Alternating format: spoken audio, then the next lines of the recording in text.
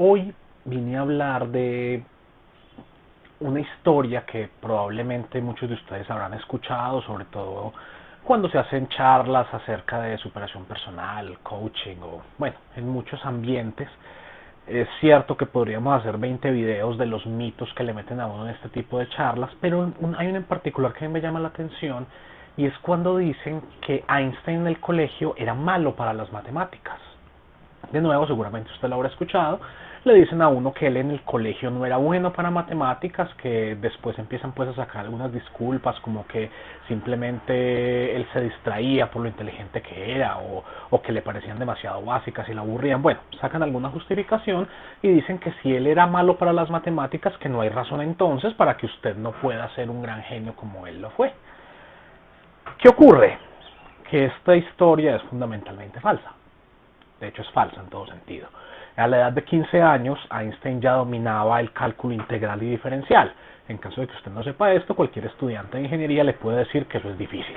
Esas son materias que se ven en la universidad y él desde el colegio ya manejaba cálculo integral, cálculo diferencial, trigonometría avanzada. Es decir, Einstein es un genio en el sentido literal de la palabra. Literal, que muchas veces no lo podemos utilizar así. Él era un genio. Es más, él es el prototipo de genio en el que la persona piensa normalmente en la actualidad.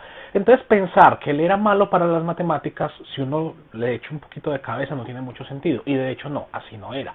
Él era muy bueno para las matemáticas.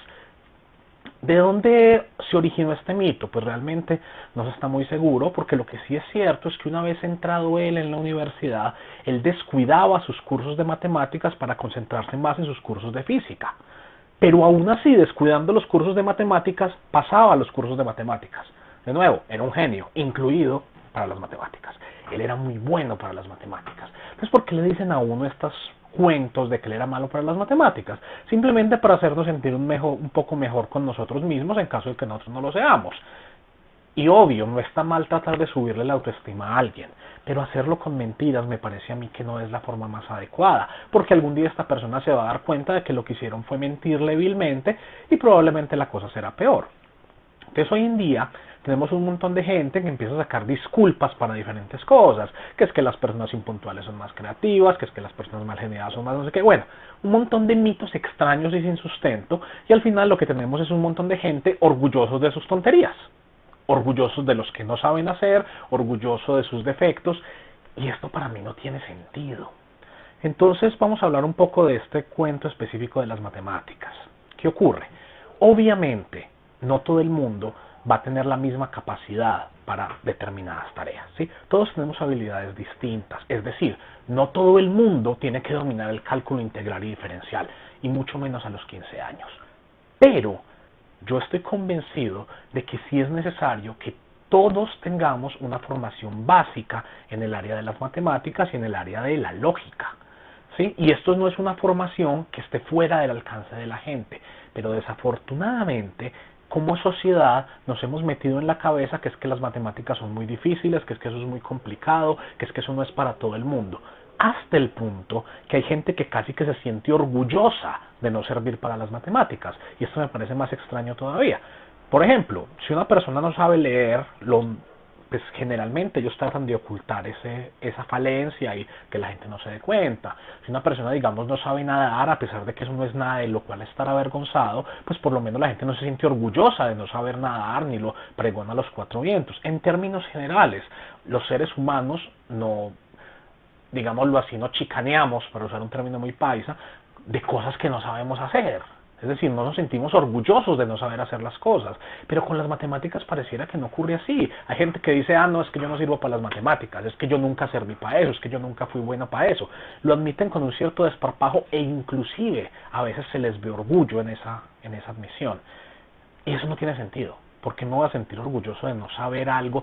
Pero lo peor, muchas veces es de ni siquiera haberlo intentado. Porque es que, de nuevo, está bien que no todo el mundo tiene que llegar hasta ese nivel profundo de conocimiento de matemáticas avanzadas, pero en muchas ocasiones pienso yo La gente le tiene miedo a las matemáticas porque le metieron en la cabeza que las matemáticas eran difíciles, porque como sociedad hemos dado un lugar místico a las matemáticas y entonces le hacemos creer al niño que eso no es para todo el mundo y entonces el niño empieza a formarse esa idea en la cabeza y cuando el niño llega a la clase de matemáticas llega prevenido y obviamente con esta actitud pues le va a ser más difícil el aprendizaje. Entonces yo estoy convencido de que en muchos casos no es que la persona no sirva para las matemáticas, es que desde pequeño le coartaron esas posibilidades que tenía de estudiarlas. Entró con una actitud negativa hacia las matemáticas y ahí sí no hay nada que hacer. Obviamente si uno entra con una actitud negativa no va a poder aprender ni matemáticas ni ninguna otra cosa.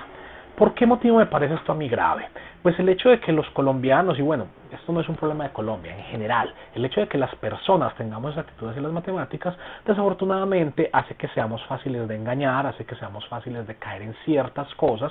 Por ejemplo, aquí en Colombia cada cierto tiempo resurge la estafa de las pirámides. No, esas no, de otro estafador, las pirámides económicas, ¿sí? Lo que la gente mete el dinero, lo que se llama captación ilegal de dinero, y que cada cierto tiempo vuelven a surgir, la gente vuelve a meter la plata, la gente vuelve a salir estafada, y en el noticiero vuelven a decir, otra vez ocurrió el caso de pirámides de no sé qué, que yo recuerde, yo he visto al menos 3 de esos escándalos en mi vida.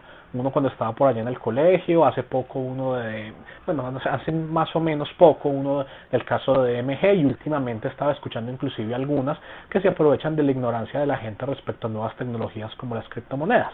En todo caso, cada cierto tiempo la gente vuelve y cae en las pirámides. Y cada cierto tiempo salen la gente diciendo, pero ¿cómo es posible que la gente vuelva y caiga en las pirámides? De nuevo, es porque carecemos de una formación matemática simple que nos permitiría darnos cuenta que una pirámide no es sostenible. Pero como no servimos para las matemáticas, como no nos preocupamos por aprender matemáticas, entonces la gente en general vuelve y cae porque les parece que es una cosa complicada, pero como se le explicaron de manera bonita, ahí meten la plata. Entonces, yo estoy convencido de que una formación básica en matemática y en lógica es fundamental para que una sociedad avance. Y si quieren explorar este tema más a fondo, les recomiendo el libro El hombre anumérico de John Allen Paulos.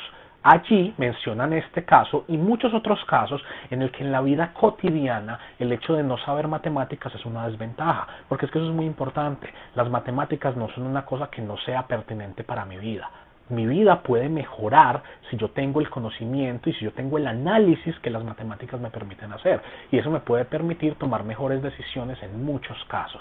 Pero de nuevo, como nos metieron en la cabeza que eso era difícil, que eso no era para todo el mundo, entonces simplemente nos damos por vencidos sin siquiera intentarlo. Entonces la invitación para hoy es que dejemos un poco esa traba que tenemos en la cabeza. Puede que su trabajo no le exija matemáticas. Eso está bien, no todos los trabajos lo requieren. Y de nuevo, obviamente no todo el mundo va a tener el mismo interés y la misma capacidad, pero de verdad, todo el mundo se puede beneficiar de un curso básico de matemáticas y de lógica.